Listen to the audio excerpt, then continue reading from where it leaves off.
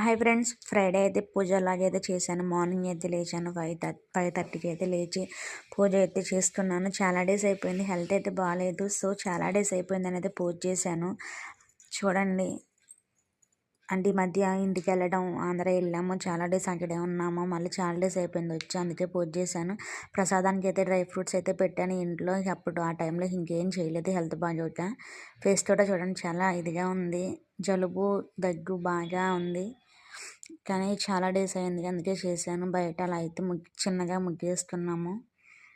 రాగి చెంబులో వాటర్ పోసి ఫ్లవర్స్ అయితే పెట్టుకున్నాను.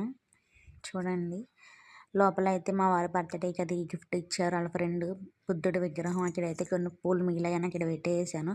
లాస్ట్ 7-10 అయిపోయింది. అప్పుడు పూజ అయ్యేసరికి లంచ్ ప్రిపేర్ చేయాలి పిల్లలకి. స్కూల్ టైం అయితే అయిపోతుంది. పప్పు వండుదామని అయితే పప్పు అయితే అలా వాటర్ పోసి అయితే నానబెట్టాను. అందులో చూడండి, రైస్ కూడా కడిగి పెట్టేసాను. అలా ఉంది వంటగది అయితే. ఇప్పుడు మా పిల్లల్ని అయితే లేపడానికి వెళ్తున్నాను. చూడండి, హ్యాపీగా ఇద్దరు పడుకున్నారు.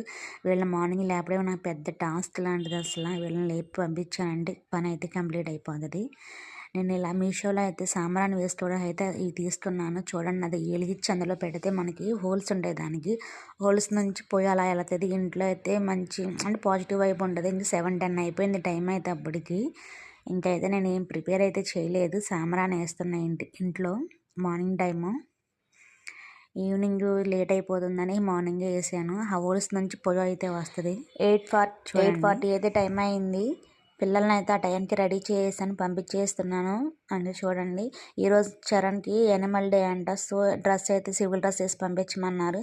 నార్మల్గా ఫేస్ పెట్టరంటే అలా పెడుతున్నాడు మా చరణ్. అంటే ఫేస్ చూడండి, వాడు వేషాలు అసలు. వాళ్ళైతే వెళ్ళిపోతున్నారు స్కూల్కి వాళ్ళు వెళ్ళా. మా ఇల్లు పరిస్థితి అయితే ఇలా ఉంది. ఇల్లు అంతా చెత్త చేసేసి వెళ్ళిపోతారు. వాళ్ళు ఇల్లు మొత్తం క్లీన్ చేసుకోవాలి.